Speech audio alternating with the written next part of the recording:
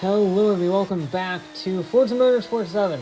Yeah, we're actually on the game for real. He's not just a background for reverse gear, because Laguna Seca is in the news again. Now, Laguna Seca is one of my all-time favorite tracks, with one of the most insane, crazy, and famous corners in the history of racing, the corkscrew. It is... I don't know how it's even possible on the low-slung cars of today, but it's an intense SOB. And the guys over at Laguna Seca Raceway are proposing a hill climb. And I never thought about this, but yes, half of Laguna Seca Raceway is downhill. Specifically from the start line to the top. Now, I think the actual hill climb that they are proposing, obviously hasn't run yet, it's supposed to run later in the year, I believe, if they go through with it. Either this year or next year, can't remember which precisely. But for our sake, and so I can time this a little easier, because Forza G is not designing this game to run in reverse for half the course, my finish line is going to be the Pepsi sign, the gantry, at the end of the uphill section if you go the normal way. And yeah, I really like the idea to see this hill climb, so let's see just how feasible of a hill climb and just how competitive it is.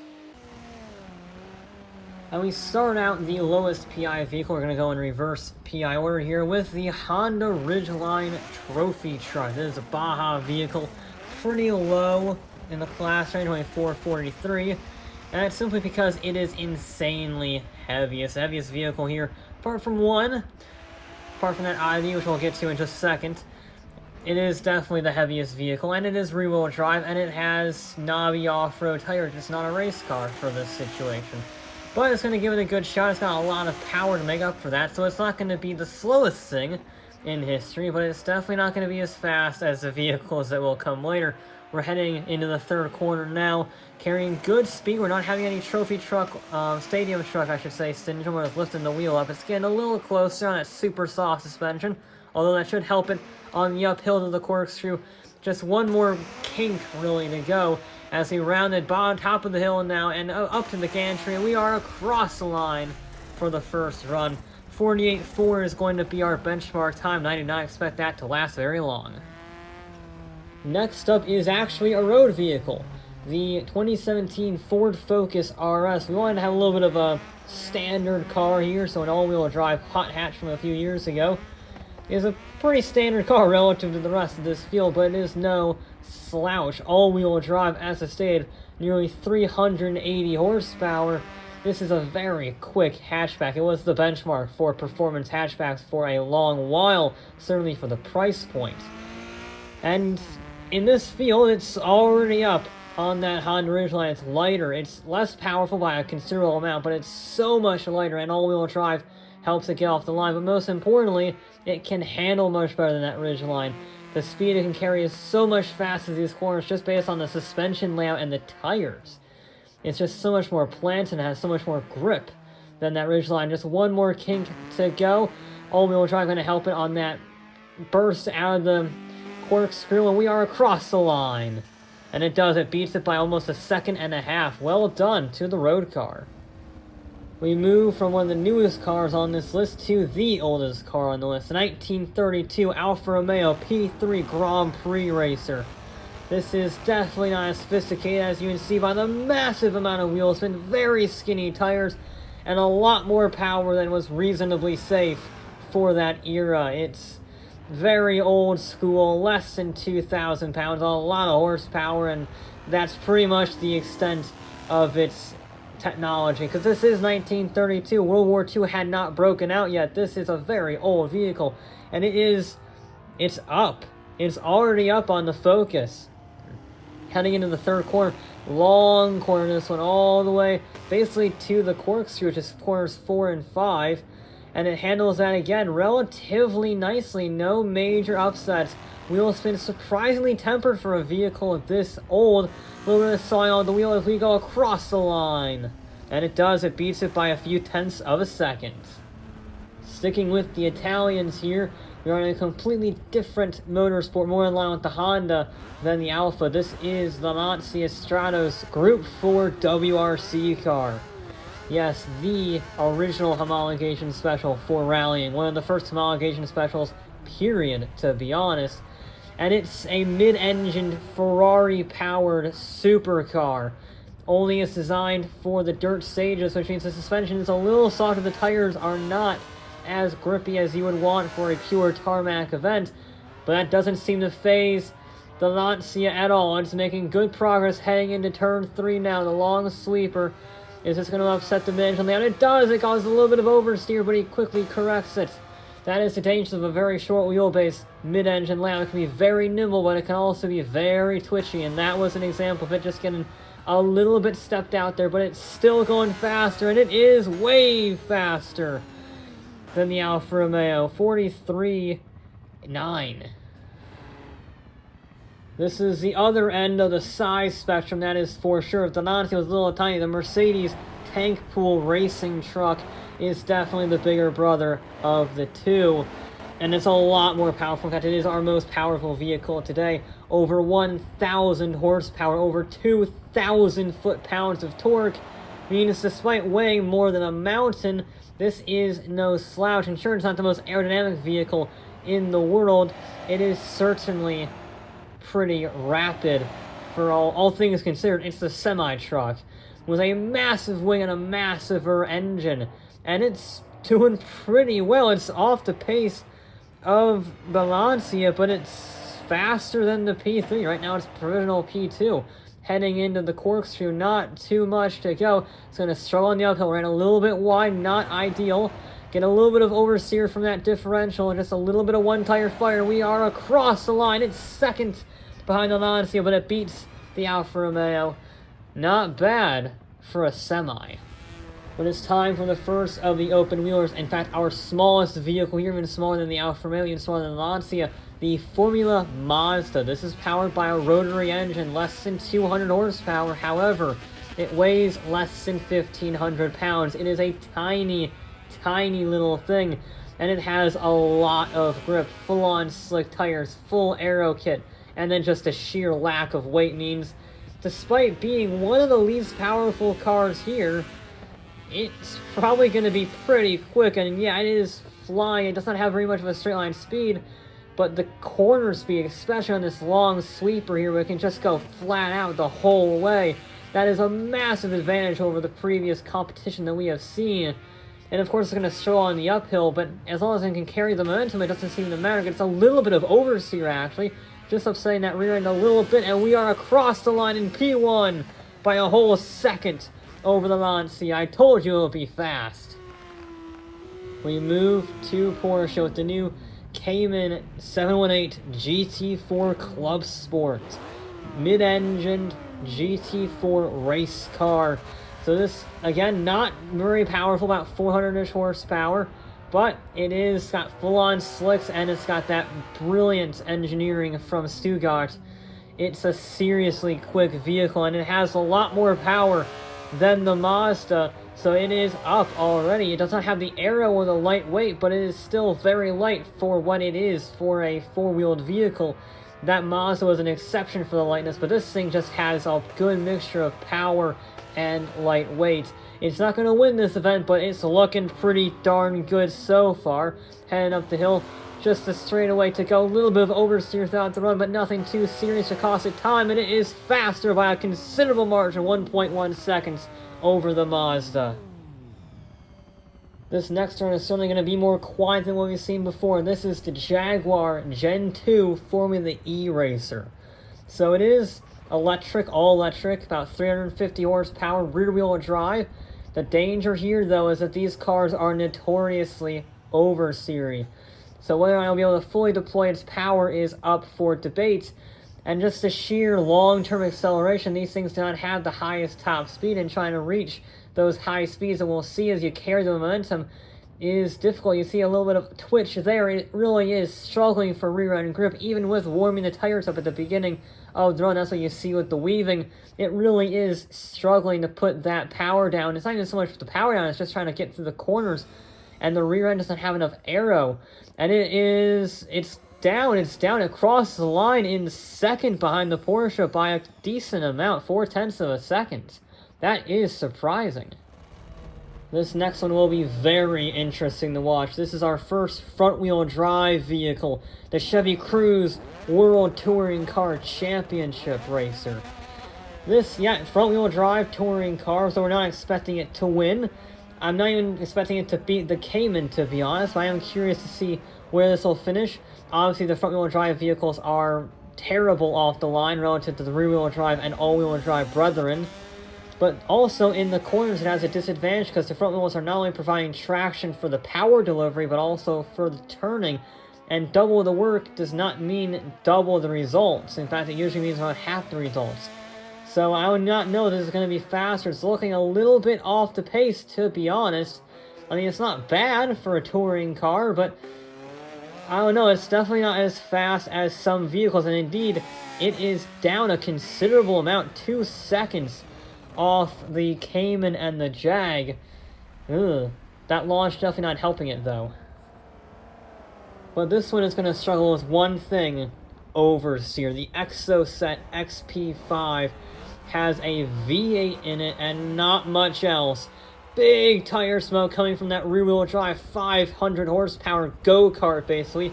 This is the next latest vehicle after the Alfa Romeo and the Mazda, but it's way more powerful, and it delivers that power way more ferociously. Corvette power plant in the front, basically an exoskeleton as the body, and rear-wheel drive. This is somehow road legal, and it is flying. It's way faster than the Focus. It's one of the fastest vehicles in a straight line we have run so far, but the handling may get the better of it. That wheel spin, you start not helping. A big oversteer correction heading up the top of the hill, and we are across the line. And it is not faster, but it's close to the Jag. Another big V8 boat is here in the form of the Holden VT Commodore V8 Supercar. Nearly 700 horsepower from its naturally aspirated V8. Rear-wheel drive, side exit exhaust. This is an amazing touring car, and it screams down the straightaway, heading into the first braking zone. Nice and tight, not doing anything too crazy. You don't want to upset the rear.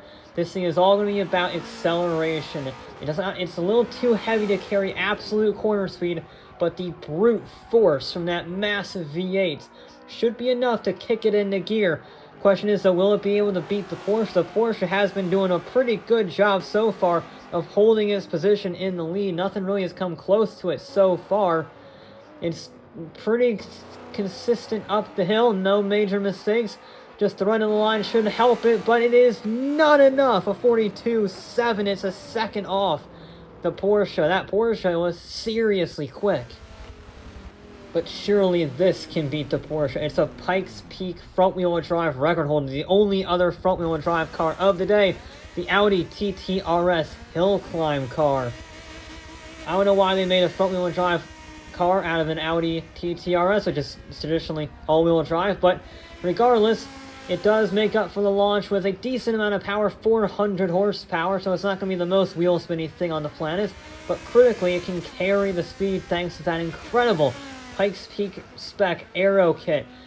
And yes, surely this should be able to beat the Cayman simply by cornering speed. It's got similar power, similar weight, but a lot more aero. Question is, though, will that launch have affected it too much? It is going very quickly. But again, will that launch, that opening struggle to get the tower down, will that be too much? It's going to be close, and it's not enough. It's a 1/10 of a second off the Porsche. Oh, I really thought that would have it, but no cigar. We are now at the tippy top of S-Class with the turbocharged silhouette monster, the Nissan Skyline Turbo Group 5. This legend has a massive amount of wheel spin for a very good reason. That turbocharger is very old school and gets a lot of lag. If you're not in peak RPMs, you're not getting any power above 200. So you have to be perfect with your shifting, perfect with your RPM, and your launch has to keep those RPMs up so it doesn't stall. And it's better to get wheel spin than to just stall out. So that is why you saw that massive spin at the beginning. But the rest of the run has been smooth. Will that wheel spin hinder its efforts to dethrone the Porsche? It's not the best up the hill, up the corkscrew. However, it's going faster by less than 1/10 of a second. The Porsche is finally dethroned. But now we're getting into the big dogs of our class.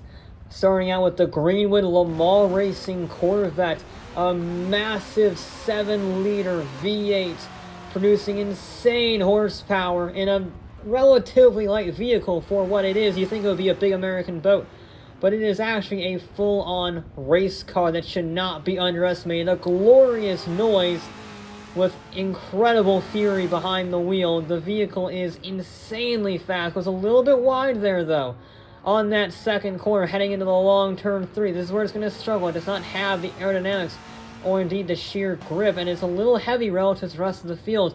It is still a full-bore race car, but it's also from the 70s. It's not the most sophisticated thing ever. However, it's going, and it's faster than the Nissan. Big American power beats little JDM turbos. We go from a rather unsuccessful Le Mans endeavor to, well, a 2018 GTLM class winner, the Porsche 911 RSR. This in the iconic pink pig livery, harkening back to that 917-20 of old. And this should be very quick. It's got the GTLM aero kit pioneered by the Ford GT in 2016, so it's got a massive diffuser, big wing, and it is, of course, brand new, relative speaking. 2018, got brand new suspension, nice slick tires, and the best gearboxes that you can possibly get. Will it be enough, though, to dethrone that Corvette? It's looking very, very fast, and it's a little bit of oversteer. I don't think that will hamper it too much, though. It caught it without much issue, and it is way faster. 39.6. Now we're at sub 40. Let's go to the other side of the Atlantic with the 2017 Ford Fusion stock car racing in the NASCAR Championship Series. This is another very powerful vehicle, over 700 horsepower, as evident by the smoke trail it left on the launch. But it is very heavy, and, well, there are some validations to that only turning left running gag that really grew outdated 30 years ago. But regardless, it's still going to put on a very noisy, very sonorous show. A bit of oversteer heading out of turn 2, really showing that weight. It just struggles to turn in for this long sweeping corner. Hopefully that power will be able to make up a little bit of time as we go up the hill nice and tidily. A little bit of oversteer, just so much power trying to escape, but once you do get it down, it goes across the line. And it is a little off the Grand Corvette and the Porsche. But if you want noise, it's hard to beat the 3-rotor IMSA GT dominating Mazda RX-7 IMSA GT car. This has nearly 700 horsepower. It's one of the most successful IMSA racers of all time. And it makes a very good noise. That is a hell of a sound that you will not see for the rest of this day. It is a fantastic noise and a true legend of racing. And it is flying up this hill. Will it be able to beat the 911, though? That is the question. It is almost 3 decades older. A little bit of oversteer heading into the corkscrew, heading up. That's definitely going to cost it some time. He's pushing it as hard as he can. Is it going to be enough? I think that oversteer just got the best of him, and it did. Oh, it was a second off the Porsche. What a shame. Sticking with the Japanese theme, the Nissan R382, specifically designed and solely designed for the Japanese Grand Prix, which it dominated in 1969. This V12 powered monster is basically a Can-Am car that never raced in Can-Am. It has over 600 horsepower, weighs less than 2,000 pounds, and although it is a Grand Prix car, it shares nothing in common with what you would perceive as a standard issue Formula One Grand Prix style racer, apart from the rear-wheel drive and the V12. This is a Can-Am car, pure and simple. And it is flying. Even if it does not beat the Porsche, it's a spectacular sounding run, and an often underappreciated legend. It's going uphill, it's fast. It is just a sub 40, a 39.99, but it's not faster than the Porsche. This is the last of our road cars, but calling it a road car would be a bit of a stretch, let's be honest. The Mclaren Senna is as far away from a road car as you can get, with its hanging rear wing active aero and absolute no compromises on styling or accommodations on the interior, and 800 horsepower. This is bound to be quick, certainly for road tires. If anything is on road tires is going to beat that Porsche, it will be this. This is an insanely fast vehicle.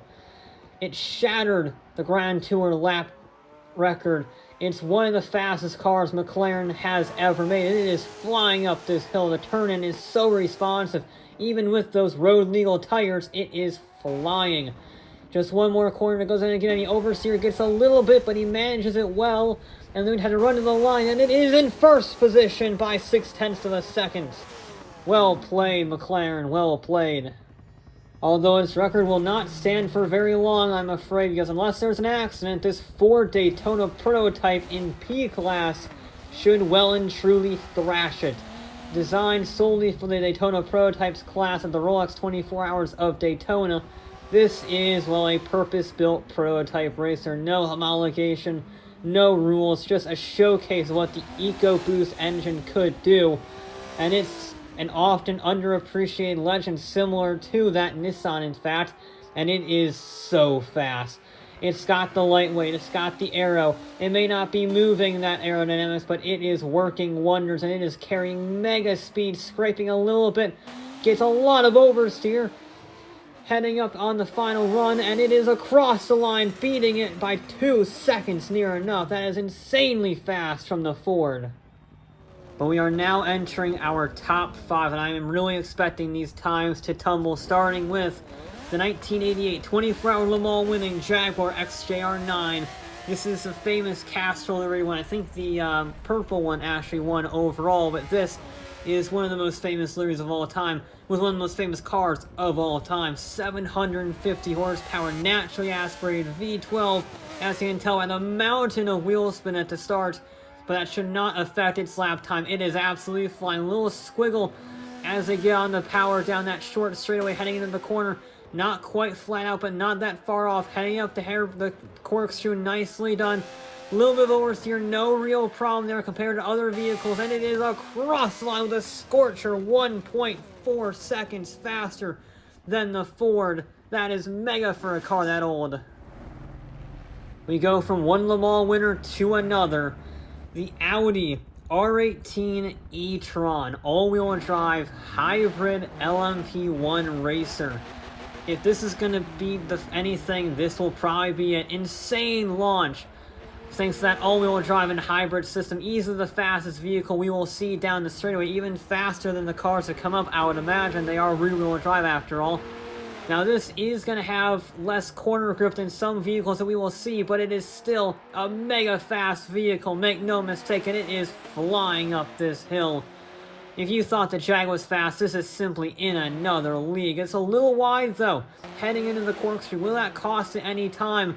And it is across the line. It's insanely fast, a 34.0. Bests the Jag by nearly 2.5 seconds. But now we round out third with our first open wheeler since the Formula Mazda, but this is way faster than that Mazda. This is the Chevy Dollar Indy car from Team Penske with the proper aero kit, not the oval kit that has far less downforce. This is the full-on road course spec. Nearly 700 horsepower, incredibly lightweight. And yeah, sure, it's a spec series, but by God, is it a fast spec series. Look at it charge up that hill. Question is, though, even with the greater power-weight ratio, that all-wheel drive launch and that power might just be enough for that LMP car. Is the Audi going to hold? It will by a second and a tenth, 0.3 to be precise. The Indy car could not best it. But that Audi is trembling in its boots. with the Ferrari 641 Formula 1 car. One of the fastest Formula 1 cars of its era. Even with rear-wheel drive, I'm expecting this to shatter every record that we have set so far. The Audi should be really troubling. Even with a slight lockup heading into turn 1, he still makes it stick. That is just the incredible grip and traction of these Formula 1 cars. Once you get them going, of course, they wheel spin like mad off the line. But look at the speed it's carrying, totally flat through their V12, screaming. It's a monster heading up the hill. It's already heading on the straightaway, and it is destroying the Audi's time of 32.1. Beats it by 2 seconds. That's insane for a car that fast. But now it's all up to Toyota and All-American Racing with the Eagle Mark III, one of the most dominant IMSA cars of all time, warming his tires up on the line. Can this beat the 641? It has a lot more aero and a lot more power, but it is nowhere near as light or as purely track focused, but it is going to give it a good run for its money. Flying down turn 1, massive power, one of the single most dominant cars IMSA has ever seen. It completely ended the class. It's carrying mega speed, 2 wheels on the curb, a little bit of a squiggle as it gets back in the line. It's flat through that corner with a little lift on the open. Hard on the brakes, little scrape. He takes it straight so he doesn't run wide or squiggle about. He's on it. Is he going to do it? He's not going to do it. It's a 35.2. It's 2 seconds. 2 and a bit seconds off the Ferrari. Damn. Damn, that Ferrari was fast. Looking at our timetables here, it is in a league of its own. A 32.11 is 2 seconds faster than the R18 E-Tron in second, which is in turn a second faster than the Toyota Eagle Mark III, with the IndyCar and then the Jag coming up to round out the top 5. The McLaren Senna, though, does phenomenally well for a road car, finishing in 7th, just 2 seconds off the pace of the Daytona prototype. It's faster than the R382, it's faster than the GTLM. That is an incredibly fast time for a car with license plates. You can drive that on the road. It's one of the only vehicles here that you can drive on the road. It's way faster than the Exocet down in 16th place, or the Focus down in 24th place, the second slowest, just beating the Ridgeline by a second. That is an incredible feat for the Senna. Also very impressive, the Chevy Greenwood Corvette rounding out the top 10. It's a little off the pace of the R382 and the 911, but for being such an old vehicle with a seemingly simplistic build philosophy, it did really well. Same thing with the Audi TT RS. Sure, it's a hill climb car, but it has less than 400 horsepower, and it's front-wheel drive, and it scored a top 15. In fact, the only thing that's more impressive than I would argue is the Cayman GT4 Club Sport. I did not expect it to hold on to its lead for so long. I mean, it took until the Skyline Turbo to be able to dethrone its lead of a 41.7 in 14th place. I mean, it's faster than the TTRS, the Exocet. The Holden is faster than everything except the true R and P-class vehicles. For a road-based GT4 car, that was a hell of a showing. The Formula E car, struggling as I expected with rear-end grip. Just midway through the corner, it just wanted to let go. So it was being by the Exocet, and it was just a little bit faster than the Holden Commodore, and I do mean by a few tenths of a second, but it was faster, helped out by that great instant acceleration, and the fact that at the end of the day it is an open wheeler. I wish we had the 3rd gen car in attendance, but sadly we are stuck with the 2017 model year for these cars. And then it pretty much goes in order of PI, with the Mazda, then the Lancia, then the Chevy Cruze. That's a bit of an oddball, front-wheel drive, really struggling on that one, then the P3, then the Focus, and finishing off with the Ridgeline. I'm not going to make this a series, to be honest, but it was bloody good fun, and I'm gotta say props to the Laguna Seca organizers for coming up with an event so clever. I was not expecting, I wasn't even thinking about Laguna Seca as a hill climb, but turns out it's bloody good fun. Anyway, that'll be it for this episode of Forza Motorsport 7. I'll be back with more